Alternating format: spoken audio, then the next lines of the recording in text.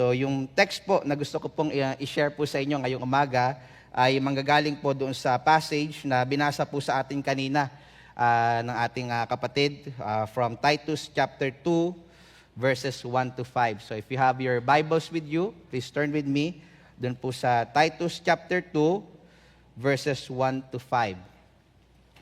So I'll be reading from the English Standard Version. Ito po ang sabi ng salita ng Panginoon. But as for you, teach what accords with sound doctrine. Older men are to be sober-minded, dignified, self-controlled, sound in faith, in love, and in steadfastness. Older women, likewise, are to be reverent in behavior, not slanderers or slaves to too much wine. They are to teach what is good, and so train the young women to love their husbands and children, to be self-controlled, pure, working at home, kind, and submissive to their own husbands, that the word of God may not be reviled. Let's pray together. Open our eyes, O God, that we may behold the wondrous things out of your law, for Christ and His kingdom. Amen. Yung sermon po, mga kapatid at mga minamahal, gusto ko pong i-share sa inyo ngayong umaga ay may pamagat na Sound Doctrine and Women in the Church. Sound Doctrine and Women in the Church. Ngayong araw po na ito ay ginugunita po ng buong mundo yung tinatawag po nating Mother's Day. Ito po yung araw na kinikilala po ng maraming mga tao yung kadakilaan po ng mga ina, mama, mami, nanay, ima, o anuman pong tawag po ninyo sa inyong mga nanay. Ito po yung araw na ina-appreciate po ng mga tao yung kahalagahan po ng mga nanay, hindi lamang po sa loob ng kanilang sariling tahanan, kundi maging sa atin pong lipunan. Tunay po, mga kapatid, nakahanga-hanga ang kanilang dedikasyon, pag-aaruga, pagmamahal at pagsasakripisyo para sa kapakanan ng kanilang pamilya. Lalong-lalo na po kung ang pinag-uusapan po ay ang kapakanan ng kanilang mga anak.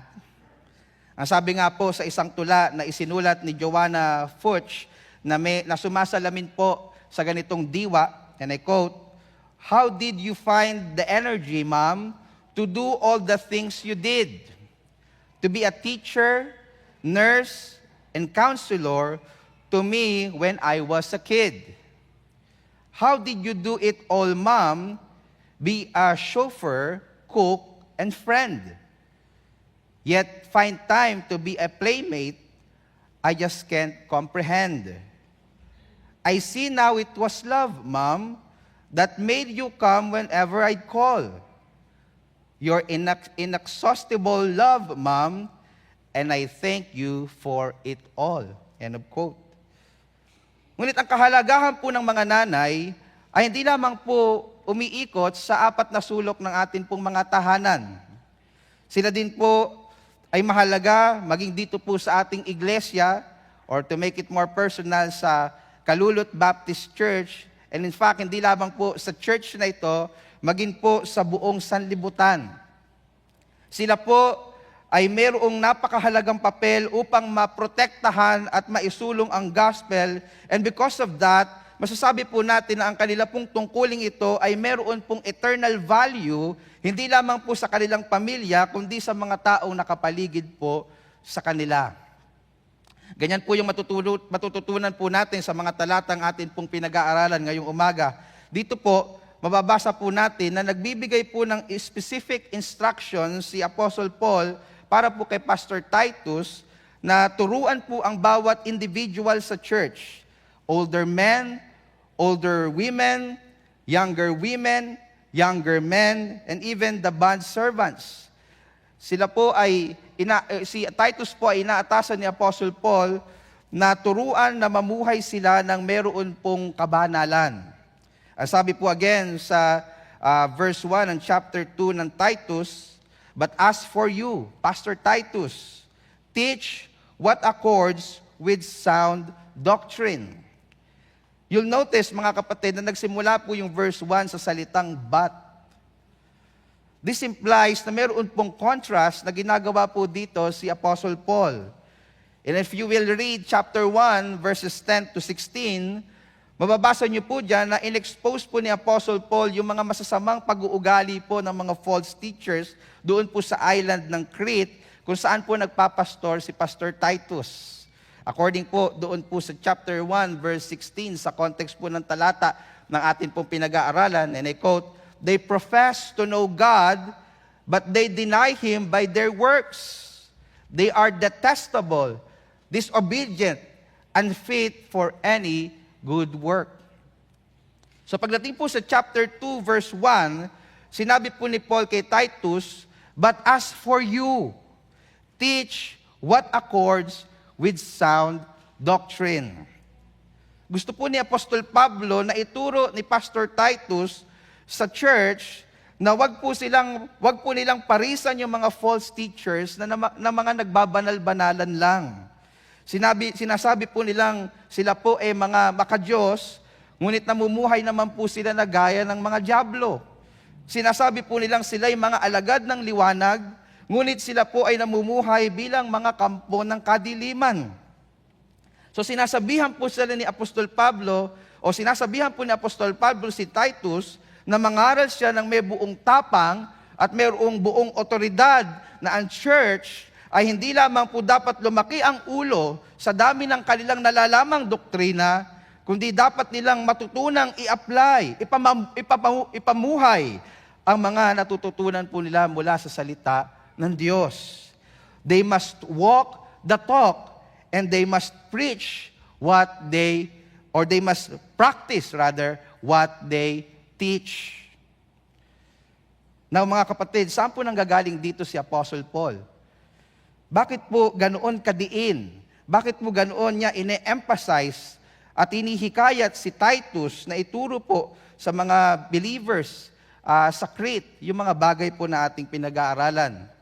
So if you will read verse 5 and verse 10 sa inyong mga Biblia, mga kapatid, mababasa po natin doon na at stake po kasi dito, mga kapatid, ay walang iba kundi ang precious gospel ng ating Panginoong Hesukristo. Kumbaga nakasalalay din po kasi yung magiging treatment ng sanlibutan sa message ng gospel sa ating mga pinakikitang pag-uugali. Kaya naman po inexhort ni Paul ang lahat ng mga mananampalataya, no matter kung ano po ang kanilang gender, no matter kung ano po ang kanilang edad, o kung ano po yung kanilang kalalagayan sa buhay, na mamuhay po sila ng mayroong kabanalan, or in other words, mamuhay po sila ng karapat-dapat sa gospel ng ating Panginoong Hesukristo. In other words, mga kapatid, dapat nilang ipamuhay yung sound doctrine na kanila pong natututunan. Una po niyang in-address yung mga nakatatandang kalalakihan about dito in verse 2, gaya po na nakikita niyo sa talata na ating pinag-aaralan. And then after that, makikita natin in verses 3 to 5 na in-address naman po niya yung mga kababaihan na siya pong gusto nating maging focus sa umaga pong ito. So kaya naman po mga kapatid, yung main idea ng mensahe na gusto ko pong ibigay sa inyo ngayong umaga ay ito. We need godly Christian men and women who will provide or who will promote and protect the gospel. Let me repeat. We need godly Christian men and women who will promote and protect the gospel. Dahil po sa okasyon na meron po tayo ngayon, which is Mother's Day, we will focus more doon po sa role ng mga Christian women. Pero may mga principles pa rin po tayo, mga kapatid. Kung kayo po ay mga kalalakihan na naririto, huwag niyo pong i-disconnect yung inyong sarili sa akin. Sasabihin niyo, ay, pang babae lang pala yung maririnig natin ngayon kay Pastor.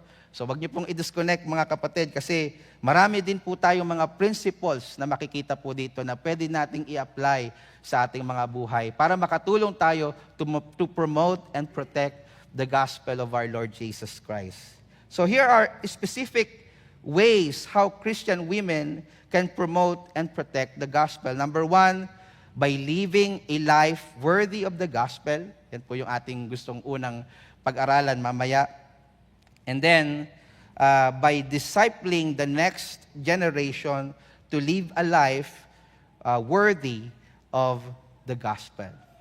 So isa-isahin po natin pag-aralan, mga kapatid. First, Christian women can promote and protect the gospel by living a life worthy of the gospel.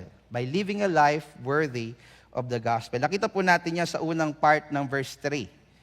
Dito po mababasa natin na tinuturuan po ni Apostol Pablo si Titus na turuan po yung mga nakatatandang kababaihan sa church na mamuhay ng karapat-dapat sa gospel, or in other words, mamuhay po sila ng mayroong kabanalan. So sa ganito pong paraan, maiiba po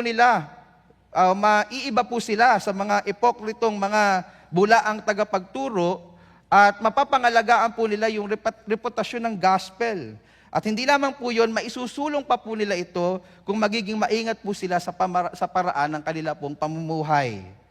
Kaya naman po in verse 3, mababasa po natin na nagbigay po si Apostol Pablo ng ilang mga specific instructions kung ano po yung dapat ituro ni Titus na dapat ugaliin primarily ng mga nakatatandang kababaihan sa iglesia.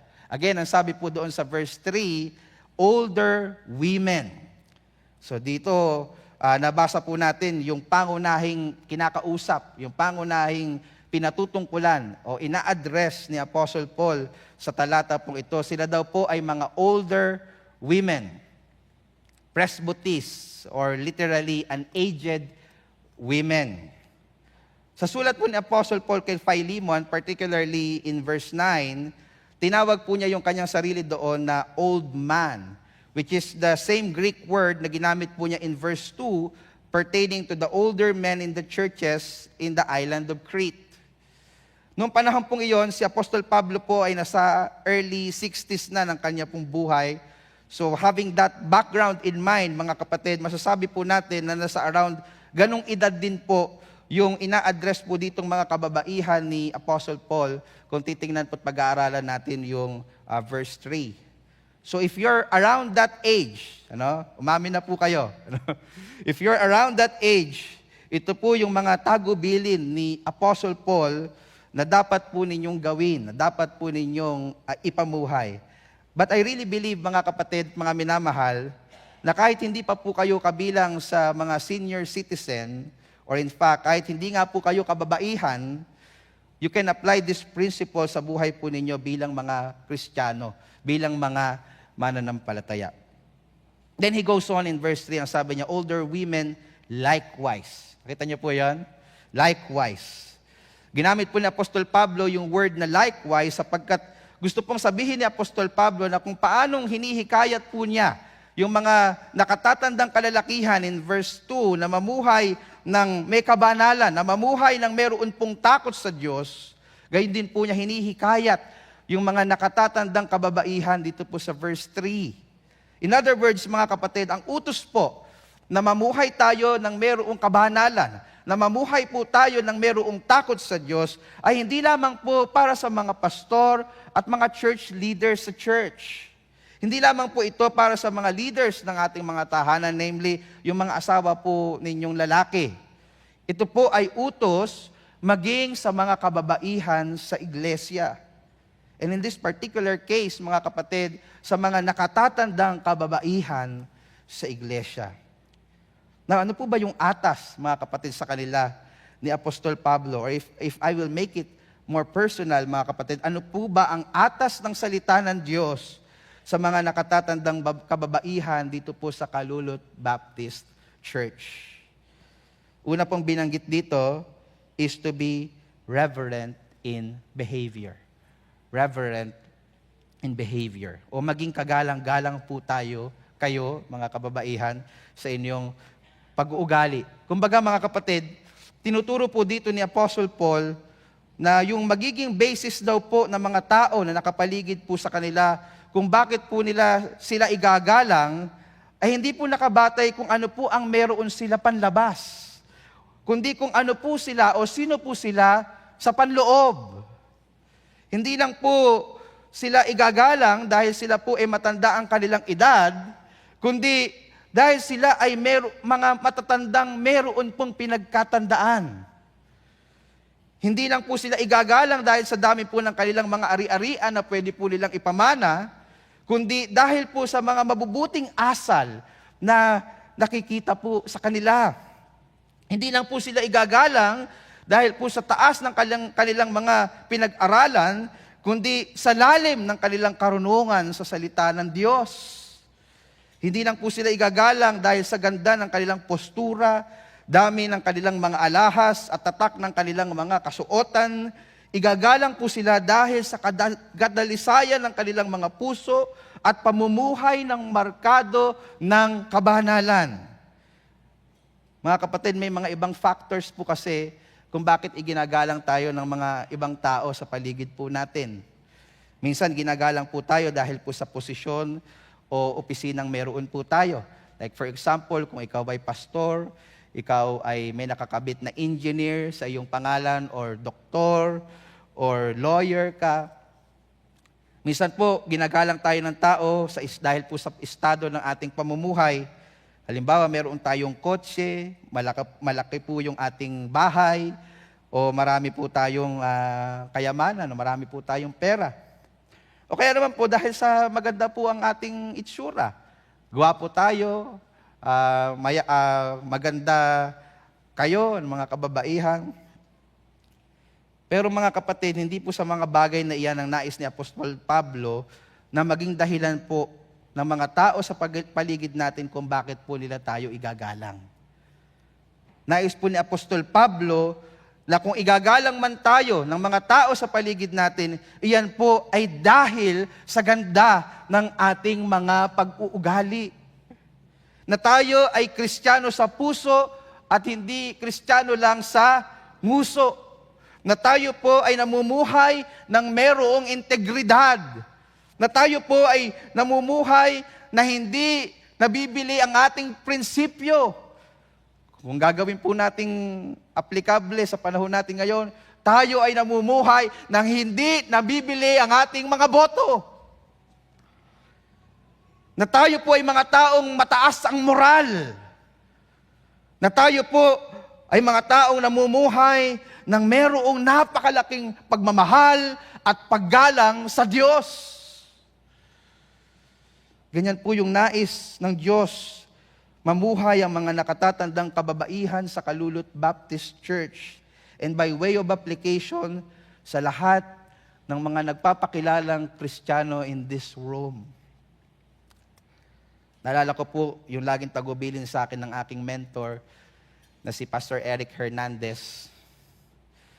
Sabi niya sa akin, kahit mahirap kang pastor, kahit tricycle lang at nakakarag-karag ang iyong sasakyan, kung ikaw ay mamumuhay ng may integridad, prinsipyo, at mataas ang iyong moral, rerespetuhin ka ng mga tao sa iyong paligid. And mga kapatid, I really believe, hindi lang po yan aplikable sa mga kabaro kong pastor. Iyan po ay aplikable maging sa bawat mananampalataya na naririto po sa iglesyang ito. Lalo na po maging sa mga nakatatandang kababaihan. Now after pong magbigay ni Apostol Pablo ng isang general principle, kasi malawak yan mga kapatid, to be reverent in behavior, mas naging specific po siya. Sa paanong paraan, Apostle Paul, kami magiging kagalang-galang sa amin pong pag-uugali. Nagbigay siya ng ilang mga specifics. No, hindi lang po ito, pero ito yung mga ilan niyang binanggit. Yung una po niyang binanggit ay ano? Dapat daw po tayong hindi maging mapanirang puri or slanderers. Nakita niyo po ba yan sa verse 3? Doon pa rin po tayo. Meaning, hindi po sila dapat nananaksak sa likod o nagbabackbiting, lalong-lalo na po sa mga kapatid sa church. Hindi sila mga false accusers na nagpaparatang po ng wala namang matibay na basihan at batay lang sa sabi-sabi na kung sinong tao. Hindi sila mahilig sa chismis o sa salitang kanto. Pagpasensyahan nyo na mga kapatid. Hindi sila mga marites. Alam niyo po, yung salitang slanders po dito ay galing po sa Greek word na diabolos. Kung saan po nanggaling yung tawag natin sa mga alagad ni Satanas, na diablo. Di po ba? Meaning, mga kapatid, yung ganito pong pag-uugali ay hindi in accord, hindi fitting sa mga taong aral sa sound doctrine. Hindi sila suiting sa mga nagpapakilalang alagad ng Diyos. Diabolos, slanderers. Ang mga older women na totoong aral sa gospel ay mga tunay na kaibigan, kaharap man po sila o hindi ng kanilang kaibigan. Hindi po sila mga hudas na kaibigan, bagkus sila po ay mga loyal and women of integrity. Mga kapatid, ito po yung napakagandang katangian na dapat po nating taglayin upang maakit maging yung mga hindi mananampalataya sa pananampalatayang meron po tayo. Paano po sila mahihikayat sa ating community? Sige po, pag-isipan po natin mga minamahal, paano po natin mahihikayat yung mga tagalapas, mga hindi mananampalataya sa ating community kung tayo rin po mismo ay nagsisiraan at nagsasaksakan sa likod? Kung tayo po ay nagtatrayduran sa isa't isa. At malungkot po at nakapanlulumo, mga kapatid, ang madalas po na nakasasaksi ng mga dispalinghado po nating pag-uugali ay yung mga kasama po natin sa bahay na hindi pa mananampalataya. Ang madalas kasi nating inuulam sa ating mga hapag ay nilagang sister. O kaya naman sinigang na brother. At kung minsan hindi pa tayo nasisiyahan, meron pa tayong panghimagas na minatamisang pastor. Tapos magtataka po tayo, bakit kaya yung kasamahan ko sa bahay na unbeliever, ilang years ko nang ini-invite sa church, ayaw sumama sa amin. Kasi po, hindi nila nagugustuhan yung samahan ng church. Isa po yun sa factor. Dahil tayo po, mga kapatid, ay maaaring nagsisiraan sa isa't isa. So I don't know about you, mga kapatid, but it happens sa maraming mga churches na nakikilala rin po natin. O mga kapatid, wag po nating maging ugali ang maging mapanirang puri. Please, mga kapatid, huwag. Napakapangit po na pag-uugali yun at hindi po yun nababagay sa mga taong tinubos ng dalisay na dugo ng ating Panginoong Hesukristo. Maging prinsipyo po natin yung ganito, mga kapatid. Kung hindi po natin kayang sabihin yung ating mga sinasabi sa harapan ng ating kapwa, better wag na lang po natin yung sabihin sa iba. Isa pa pong partikular na sinabi dito ni Apostol Pablo na hindi dapat ugaliin ng mga nakatatandang kababaihan sa iglesia ay ang pagiging slave to much wine. Slave to much wine. In other words, yung pagiging lasinggera. Maaring sa kultura po nating mga Pinoy, bihira lang po tayo makakita ng mga babaeng mahilig maglasing. Pero sa Kreta, mahihinuhan po natin na tila talamak po yung ganitong pag-uugali sa mga kababaihan.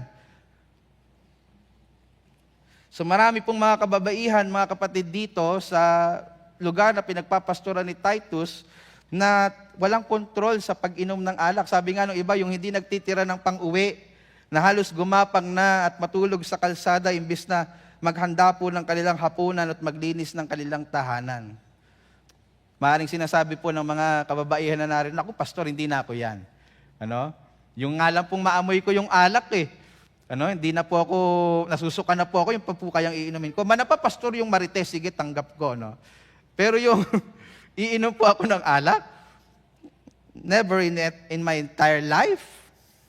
Well, maaring totoo po yun at ako'y naniniwala na I don't think meron po ditong gano'n.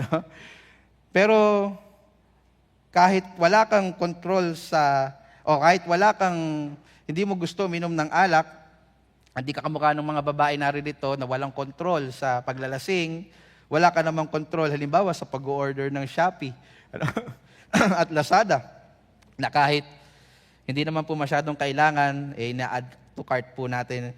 Kung minsan, o kaya naman wala naman tayo masyadong pamigil sa ating mga bibig, sa ating mga tahanan, na yung tipong hindi na po bumili ng mga paputok ang inyong mga kasamahan sa bahay noong bagong taon kasi araw-araw parang bagong taon naman sa inyong mga tahanan dahil sa malaar-malait po nating mga bibig.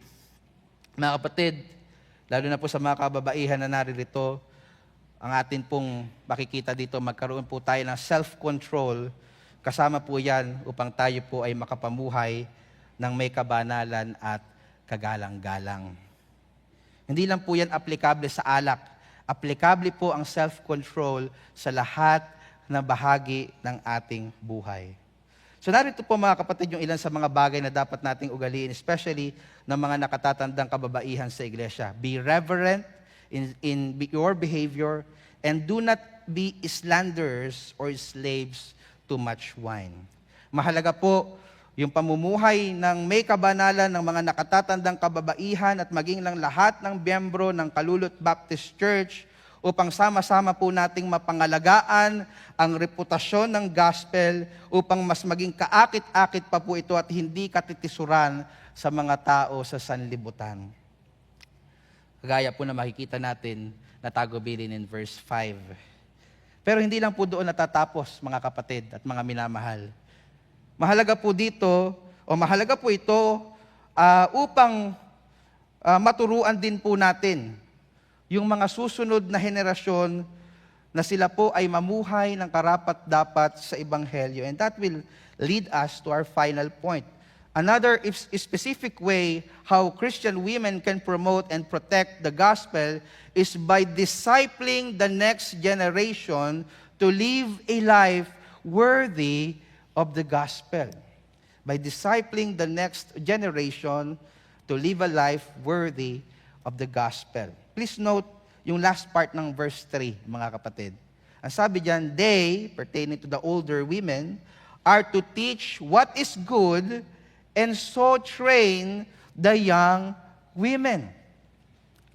Ang sabi po ng talata, they are to teach what is good. And that pertains primarily to the teachings of the doctrine of the gospel. They are to explain to the next generation what is the gospel. Mga kapatid, ang gospel po, yung pinakamahalagang bagay na pwede po nating maipamana sa mga susunod na henerasyon. Do you believe that? Hindi po yung ating negosyo. Hindi po yung hindi po yung edukasyon. Hindi po yung pera. Kundi yung gospel na pwedeng magligtas sa kanila mula doon sa puot at hatol ng Diyos dahil sa kanilang mga kasalanan.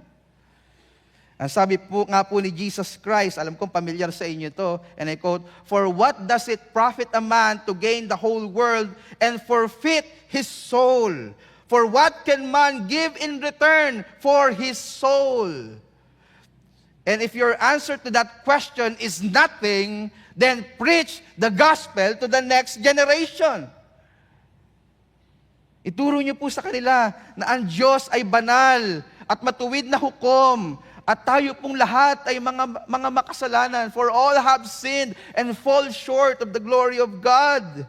At dahil po dyan, mga kapatid, nararapat po tayong parusahan ng Diyos, nararapat po nating danasin ang banal na puot ng Diyos at ng kanyang makatwirang hatol. At hindi po natin kayang iligtas ang ating mga sarili sa pamamagitan ng ating mabubuting gawa. Hindi po natin kayang iligtas ang ating sarili sa pamamagitan ng ating mga pangrelihiyong gawain o paglilingkod sa Diyos.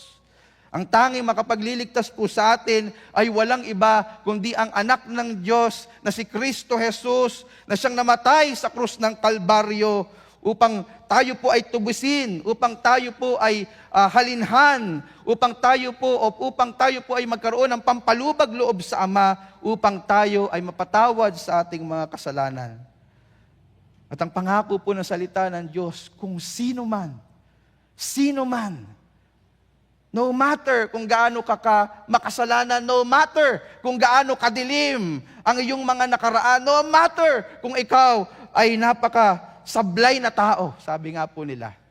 Sino man, ang sabi ng Bible, ang magtiwala kay Kristo, at magsisi sa kanyang mga kasalanan, ay tuturing na anak ng Diyos.